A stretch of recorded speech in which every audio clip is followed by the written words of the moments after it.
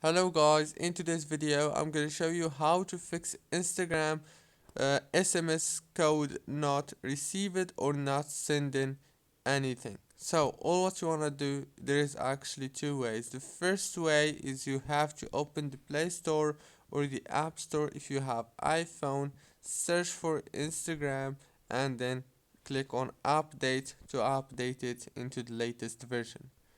And the second way is you have to open the settings, go to the apps manager, open the apps, go to the Instagram app and click on the force stop to stop running the app in the background of your phone, and then click on the storage or the internal storage and click on this clear cache and then clear data.